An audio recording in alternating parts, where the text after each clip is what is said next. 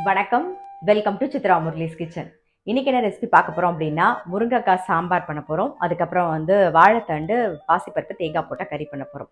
இன்னைக்கு தை வெள்ளிக்கிழமை அப்படிங்கிறதுனால நம்ம வந்து என்ன பண்ண போகிறோம், பாசிப்பருப்பும் கசகசா அப்புறம் தேங்காய் இதெல்லாம் சேர்த்து ஒரு பாயசம் தான் பண்ண போகிறோம். அதுக்கு ஃபஸ்ட்டு வந்து நம்ம பாசிப்பருப்பை என்ன பண்ணணும்னா, லைட்டாக நல்ல ஒரு ஒரு குட்டி டம்ளரோ இல்லை கப்போ அது உங்களுக்கு தகுந்த மாதிரி பார்த்து எடுத்துக்கோங்க. நான் ஒரு கரண்டி பாசிப்பருப்பு எடுத்து லைட்டாக வாசனை வர அளவுக்கு வறுத்துட்டு அதை வேக வச்சு ரெடியாக வச்சுருக்கேன்.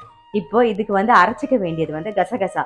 கசகசா வந்து ஊற வைக்க வேண்டாம், நம்ம வந்து லைட்டாக வந்து வறுத்துண்டு கசகசாவை அரைக்க போகிறோம். இங்கே எடுத்து வச்சுருக்கேன். இங்கே பாருங்கள், தேங்காய் வந்து ஒரு 2 டீஸ்பூன் தேங்காய் எடுத்து வச்சுருக்கேன். கசகசா வந்து ஒரு 1 டீஸ்பூன் சேர்த்துக்கலாம். அதை வறுத்துக்கலாம்.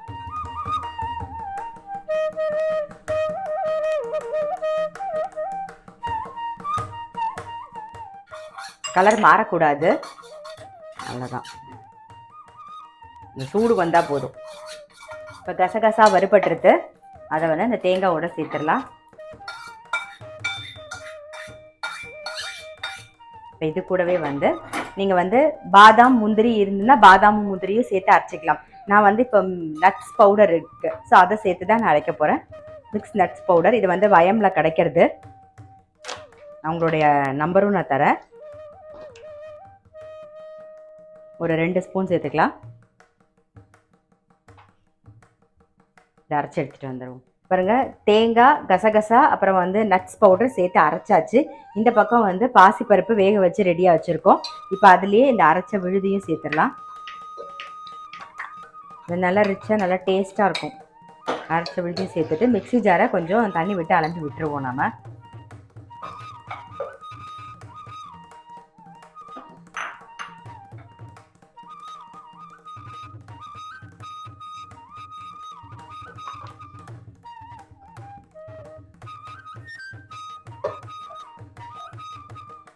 ஒரு கொதி விடுவோம்.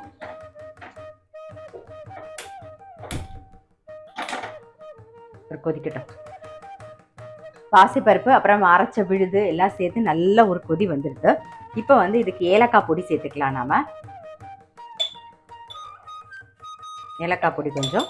அப்புறம் நான் வந்து இப்போ வந்து நாட்டு சக்கரை சேர்க்குறேன். நீங்கள் வந்து வெல்லமோ நாட்டு சக்கரையோ எது வேணாலும் சேர்த்துக்கலாம். பனங்கல்கண்டு இருந்தால் அது கூட சேர்த்துக்கலாம். அப்புறம் கருப்பட்டி இருந்தால் அது கூட சேர்த்துக்கலாம். ஸோ நம்மளுடைய விருப்பம்.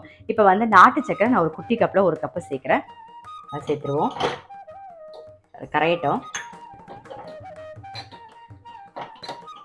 இது கரைஞ்சதுக்கு அப்புறமா நீங்கள் வேணும்னா நார்மலாக காய்ச்சி ஆறின பால் இருந்தால் அதை சேர்த்துக்கலாம். அப்படி இல்லைன்னா தேங்காய் பால் இருந்தால் தேங்காய் பால் சேர்த்துக்கலாம். இப்போ நான் வந்து கொஞ்சமாக தேங்காய் பால் எடுத்து வச்சுருக்கேன். ஸோ அதுதான் இப்போ வந்து நான் சேர்க்க போகிறேன். அந்த வெல்லம் கரைஞ்சி ஒரு கொதி வந்தோடனே தேங்காய் பால் சேர்க்க போகிறேன். அதே மாதிரி இதுக்கு வந்து தாளிக்கணுங்கிற அவசியம் இல்லை, அதாவது வறுத்து போடணுங்கிற அவசியம் இல்லை. முந்திரியோ பாதாமோ எதுவுமே வறுத்து போட வேண்டாம். நம்ம ஏன்னா நட்ஸில் வந்து பாதாம் முந்திரி எல்லாம் சேர்த்து தேங்காயெல்லாம் சேர்த்து தான் நம்ம அரைச்சிருக்கோம். வேணும் அப்படின்னா நீங்கள் என்ன பண்ணலாம், நெய்யில் வந்து முந்திரியை லைட்டாக வறுத்து போடலாம். அப்படி இல்லைன்னா தேங்காயை பல்லாக குட்டி குட்டியாக அழகாக கட் பண்ணிவிட்டு அதை வறுத்து போடலாம். இப்போ அதெல்லாம் எதுவும் செய்ய போடல, இதெல்லாம் ஆப்ஷனல். உங்களுக்கு விருப்பப்பட்டால் நீங்கள் செஞ்சுக்கலாம். லாஸ்ட்டாக இறக்கும் போது வந்து நான் ஒரே 1 ஸ்பூன் நெய் விட்டு இறக்க போகிறேன் பாயசத்துக்கு. அவ்வளோதான். ரொம்ப சிம்பிளான பாயசம் தான், பட் நல்லா டேஸ்ட்டாக இருக்கும். பாருங்கள், நல்ல ஒரு கொதி வந்துடுது. பாருங்கள், நாட்டு சக்கரை சேர்த்து நல்லா கொதிச்செடுத்து இப்போ வந்து ஆஃப் பண்ணிவிட்டு நம்ம வந்து தேங்காய் பால் சேர்த்துக்கலாம். தேங்காய் பால் வந்து ஒரு அரை மூடி தேங்காய் வந்து பால் எடுத்திருக்கேன் நான். இப்போ இதில் வந்து மேலாக 1 ஸ்பூன் நெய் சேர்த்துருவோம். நான் அடுப்பை ஆஃப் பண்ணிட்டு தான் வந்து தேங்காய் பால் சேர்த்துருக்கேன். நெய். அவ்வளோதான், நம்மளுடைய பாசிப்பருப்பு கசகசா சேர்ந்த பாயசம் ரெடி. ஸோ கண்டிப்பாக வந்து இந்த பாயசம் வந்து ட்ரை பண்ணி பாருங்கள். அடுத்தது நாம் வந்து சாம்பார் தான் பண்ண போகிறோம். முருங்கைக்காய் சாம்பார் பண்ண போகிறோம். முருங்கைக்காய் சாம்பாருக்கும் வந்து தேங்காய் பால் எடுத்து வச்சுருக்கேன். ஸோ சாம்பார் வந்து தேங்காய் பால் விட்டு தான் நம்ம பண்ண போகிறோம். அதுக்கு வறுத்து அரைக்க வேண்டியது வறுத்து ரெடியாக வச்சுருக்கேன். என்னென்ன அப்படிங்கிறத சொல்லிடுறேன் நான். தனியா ஒரு 2 டீஸ்பூன், கடலைப்பருப்பு 1 டீஸ்பூன், மிளகு ஒரு அரை டீஸ்பூன், பெருங்காயம், அப்புறம் வரமிளகா ஒரு பிஞ்ச் வந்து வெந்தயம். இதை நல்லா வறுத்து வச்சுருக்கேன் ரெடியாக. நம்ம வந்து இதே மிக்ஸி ஜார்லேயே வந்து அதை அரைச்சிக்கலாம்.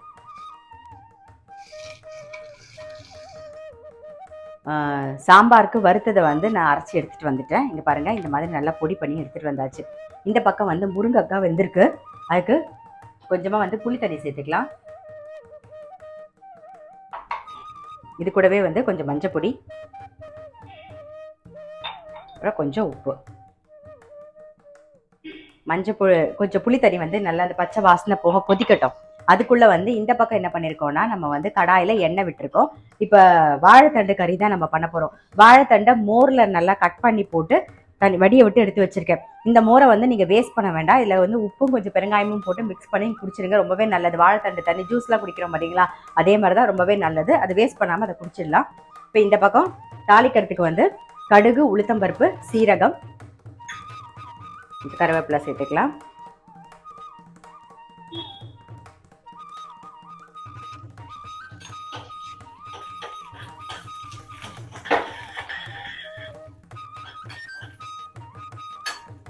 காரத்துக்கு பச்சை மிளகா,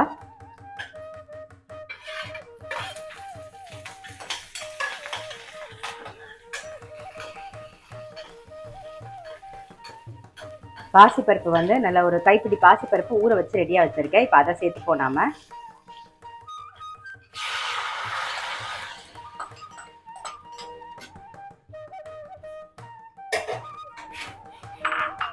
மூடி வச்சிடலாம். கொஞ்சம் பாசிப்பருப்பு வேகட்டும். அதுக்கப்புறமா நம்ம வந்து வாழைத்தண்டை சேர்த்துக்கலாம். இந்த பக்கம் பாருங்கள், நல்லா புளி தண்ணி நல்லா கொதிச்சுட்டு இருக்கு. இன்னும் ஒரு நிமிஷம் கொதிக்கட்டும். இப்போ புளி தண்ணி நல்லா கொதிச்சுட்டு அதோட பச்சை வாசனை போக நம்ம வறுத்தது வந்து கரெக்டாக இந்த சாம்பாருக்கு என்ன தேவையோ அதுதான் நான் வறுத்து அரைச்சிருக்கேன். அதனால எல்லா பொடியுமே நான் வந்து சேர்த்துட போகிறேன்.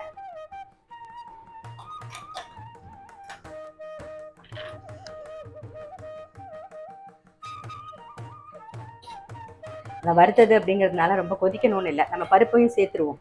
சேர்த்து கொதிக்கும் போது கரெக்டாக இருக்கும். நான் வந்து தோரம்பருப்பு இதில் வந்து ஒரு 1.5 கரண்டி, இந்த கரண்டியில் ஒரு 1.5 கரண்டி தோரம்பருப்பு வேக வச்சு ரெடியாக எடுத்து வச்சுருக்கேன். இதுலேயே வந்து கொஞ்சம் மஞ்சள் பொடியும் பெருங்காயமும் இதுலேயும் சேர்த்துருக்கேன். வேகும்போது தோரம்பருப்புலையும் சேர்த்துருக்கேன்.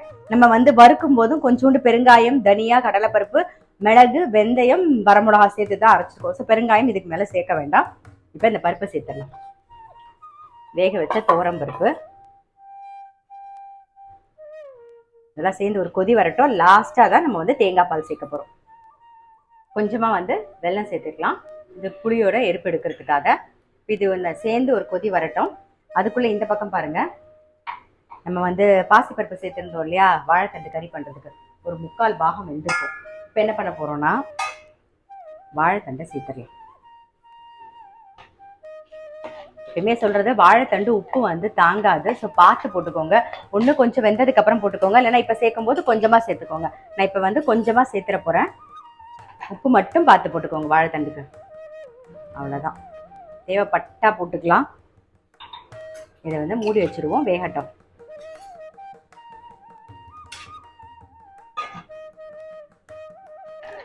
சாம்பார் வந்து கொதிச்சுட்டு இருக்கட்டும். அதுக்குள்ளே என்ன பண்ண போகிறோம், இந்த வாழைத்தண்டு மோரில் வந்து கொஞ்சம் உப்பும் பெருங்காயம் போட்டு மிக்ஸ் பண்ணி நம்ம குடிச்சிடலாம். கொஞ்சம் உப்பு, அப்புறம் பெருங்காயப்பொடி கொஞ்சம், அவ்வளோதான்.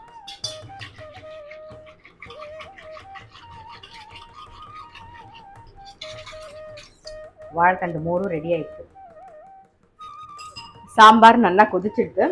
இப்போ வந்து நம்ம எடுத்து வச்சிருக்கிற தேங்காய் பாலை சேர்த்து ஒரு மிக்ஸ் பண்ணிவிட்டு ஆஃப் பண்ணிவிடுவோம். பாருங்க, ஒரு சின்ன கப்பில் தேங்காய் பால் எடுத்து வச்சுருக்கேன். அவ்வளோதான். மிக்ஸ் பண்ணிட்டு ஆஃப் பண்ணிடலாம். இறக்கி வச்சுருவோம். ஏன்னா நம்ம வந்து தாளிக்கல இல்லையா. இந்த பக்கம் கடாய் வச்சு எண்ணெய் விட்டுக்கலாம்.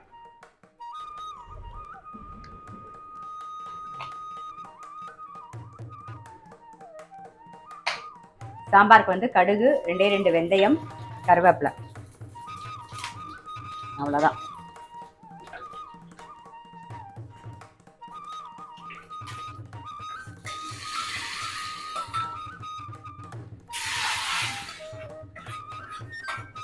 நம்மளுடைய முருங்கைக்காய் தேங்காய் பால் விட்டு சாம்பார் வந்து ரெடி.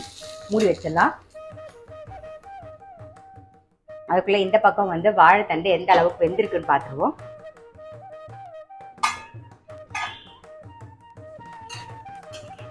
இன்னும் கொஞ்சம் வேகணும்.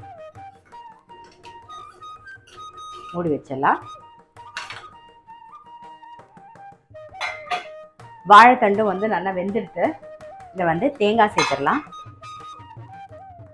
தேங்காய் அப்புறம் கொஞ்சம் வந்து பெருங்காயப்பொடி சேர்த்து மிக்ஸ் பண்ணிடுவோம். அவ்வளோதான். நம்மளுடைய வாழைத்தண்டு கறியும் ரெடி ஆகிடுச்சு. ஜஸ்ட் மிக்ஸ் பண்ணிடுவோம்.